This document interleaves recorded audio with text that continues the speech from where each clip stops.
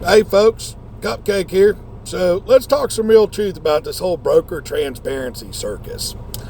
Because guess what? Just shining a light on what brokers earn isn't going to magically fix the cutthroat nature of this industry. First off, let's be real.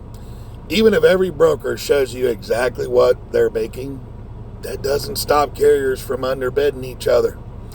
It doesn't stop the race to the bottom. Knowing the rate after you've hauled the load, sure, maybe it helps you in the future, but it doesn't fix the rate that you already drove for. You already pulled it. It's done. So, I'm going to talk a little bit about legal here. And I know I said this a couple times. I'm tired of doing the work, but I'm going to put it out here one more time. We've got court cases like Brooklyn Savings Bank versus O'Neill.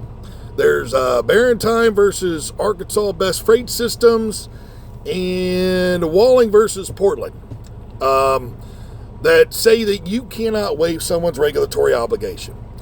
There is Wright versus Universal Maritime Service, Gilmer versus Interstate, and Alexander versus Gardner Denver that say that you need an explicitly written waiver for any contractual right. In other words, the law is already there on the books. And before anyone says, yeah, but if you ask for the records or report a broker, you'll get blacklisted. So let's clear that one up here too. Courts have already dealt with that nonsense in Robinson versus Shell Oil. The Supreme Court made it clear that retaliation protections don't stop just because a business relationship ends. Burlington Northern versus Burlington Northern. What was it? Oh, Burlington Northern and Santa Fe versus White.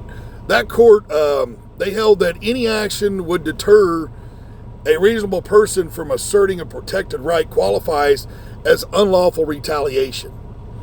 There was Caston versus St. Goblin, Performance Plastics.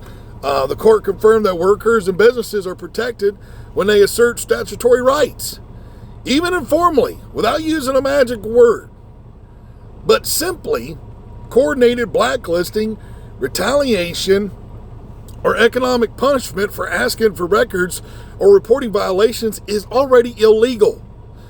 The laws are there. The precedent is there. What's been missing isn't authority. It's enforcement and backbone and fucking knowledge. So what is this NPRM really doing? And what is AFTRA really doing with the brokers? It's not doing a damn thing.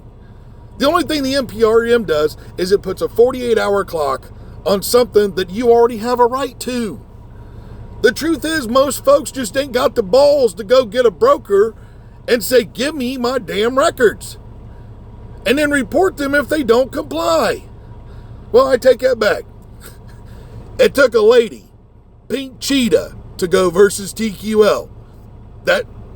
So she's got some courage. And congratulations to you, honey. But that's where the FOPT Act comes in, right there in Title I, Section 102. We're pushing for a rulemaking that already puts the original shipper rate right there on the Ratecon. It also puts all the accessorials in the detention time. They all have to be listed on the rate confirmation for it to be considered legally tendered. In other words, we're not just talking about seeing the numbers after the fact. We're talking about real-time transparency that actually fucking means something. Bottom line, broker transparency, it's just a buzzword if you guys don't understand the whole system. The laws are already there.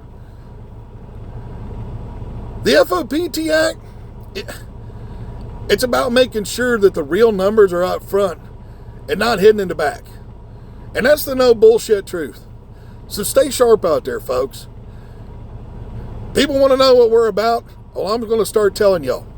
This is what we're doing. This is what we're after. We've already submitted rulemakings.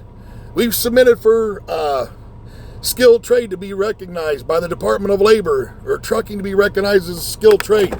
We've already submitted that rulemaking. We've challenged Carrier 411 and reported them to multiple government agencies, federal and state. We've already got rulemakings in for detention time requirements. It's there. You have to do the education. I'm hoping now with these court cases that some of you all will look and pay attention and use this to your best interest and your best knowledge. And go after the broker, get the original Ratecon, use the court cases, report them if they don't fucking do it. You go to the FMCSA. If you can type in on TikTok, whatever funny video you want to watch, you can also go to Google and type in FMCSA Complaint Department. All you have to do is click a few buttons, fill out a couple of things, and hit submit. It's that simple. So all you got to do is request them. When they don't show up, guess what happens? You report them. If we get 15,000 complaints that go to the FMCSA about brokers not doing what they're supposed to do, then guess what? They might actually take action. Because I hate to tell you all this one as well, everybody wants some sort of like action from the FMCSA on this. They are so incredibly understaffed, it's not funny. So some of this is going to have to rest on our shoulders as carriers and truck drivers to make these things happen. So, once again, stay sharp, have a good day, go check us out, FOPT.org. It's all written on there, the FOPT Act, the training programs for carriers and drivers, it's all written in there. Have a good day, folks.